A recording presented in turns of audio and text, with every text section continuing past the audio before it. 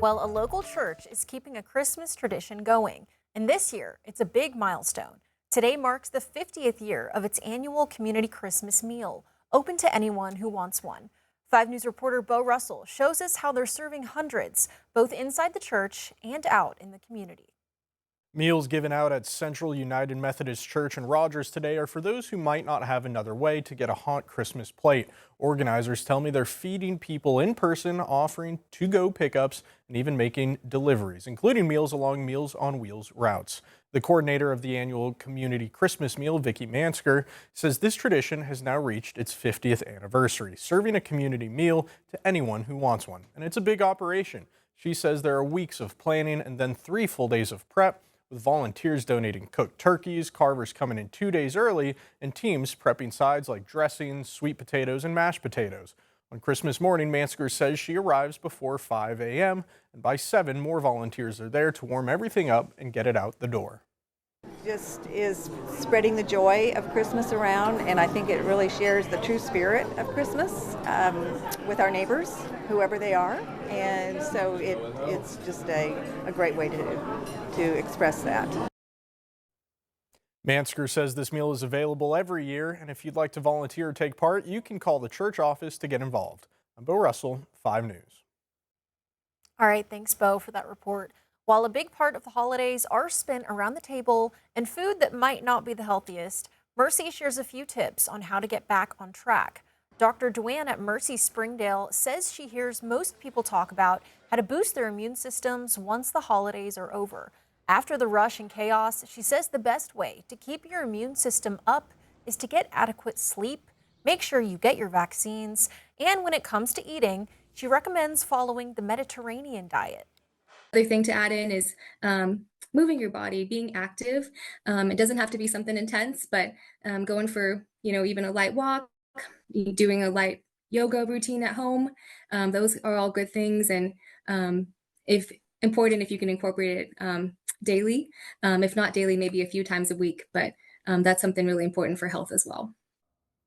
Another way to help boost your immune system, she says, is not to stress.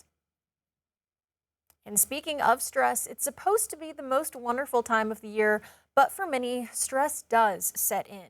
A new poll by the American Psychiatric Association finds there's growing anxiety ahead of the holidays. Usually, only 30% of Americans are stressed, but this year, that number went up to about 44%. The top holiday-related concerns, worries about missing someone or grief, and affording or finding holiday gifts. Though it's not always the cost of family that's stress-inducing, sometimes it's the people. The poll also shows 1 in 3 adults are worried about family dynamics. So how do you navigate these stressful situations? One way could be to lower expectations and meet yourself where you're at. I think we all kind of need to think about set the bar a little bit low. If you feel like, okay, not everything should be perfect. And sometimes it's the presence makes a huge difference, and sometimes we don't have to spend a lot of money, or we don't have to kind of match with other people or something like that. So if you kind of approach the holiday season with more realistic way, that's going to keep the expectations low, and that's going to help you to feel a little calmer. But not all holiday hope is lost. The APA poll also shows that 44% say this time of year has a positive impact on their mental health and are looking forward to seeing friends, family, good food, and exchange gifts. And all that wrapping paper from Christmas gifts also means extra waste for people to deal with. Some of the trash can pose risks, though. The City of Fayetteville's environmental director says it's important for things like batteries to be properly disposed of. Batteries can create fires in our trucks, at the transfer station. So we have drop-offs. We have 2 battery drop-offs that are open 24/7 at both of our recycling centers. And they can also bring their batteries to our hazardous waste drop-off, which is open Wednesdays and Thursdays. When the Christmas decorations start going down, the Army Corps of Engineers is reminding people they can safely dispose of any real Christmas trees at Beaver Lake. They'll be used for fish habitats. They just say to make sure there's no tinsel, ornaments, or anything that could harm the fish still on the tree when you drop it off. There are several drop-off sites along Beaver Lake. You can find a full list on the Army Corps of Engineers website. Well, Pope Leo delivered his first Christmas Day address to the city and the world, known as Urbi et Orbi. While in the Middle East, it was a more jubilant Christmas celebration this year in Bethlehem after 2 years of war in Gaza. Christian Benavides has more on Christmas Day events around the world.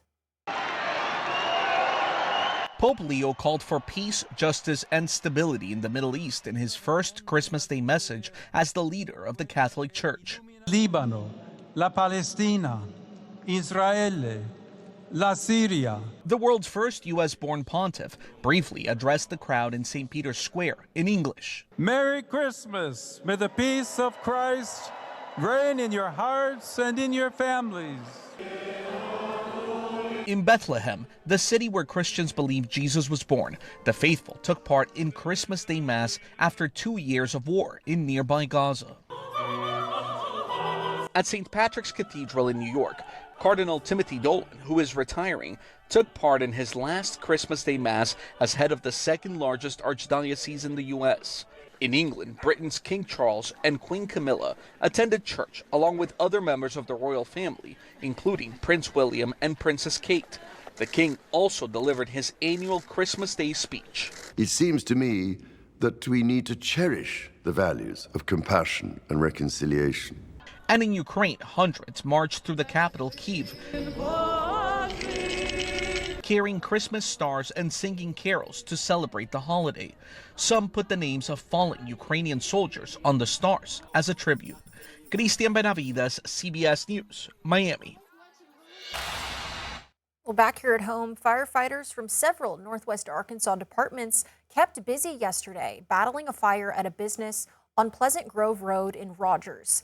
Firefighters could be seen battling the blaze from the roof of the building, which was undergoing renovations. It's located near Lowell by the AutoZone building. No injuries were reported, and the cause of the fire is under investigation.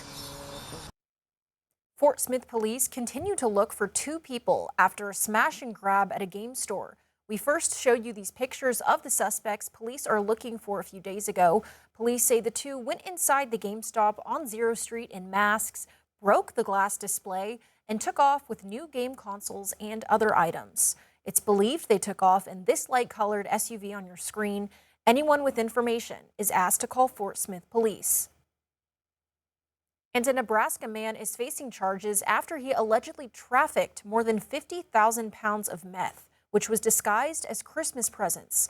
Police in Jeffersontown, Kentucky, say they were conducting a narcotics investigation on Monday when the 23-year-old suspect arrived at the location. Police say he attempted to walk away but was detained by officers. Police searched his truck and found the drugs, which were wrapped as holiday gifts. According to court documents, the suspect told police he was traveling from Iowa and was planning to sell the drugs. He was arrested and has been charged with trafficking in a controlled substance. And Howard County, Maryland firefighters are the first in the state to be allowed to use medical cannabis off-duty. The county announced the agreement with the firefighters union last week. It's something the union has been working on for years. As Dennis Valera reports, the union wants access for firefighters statewide.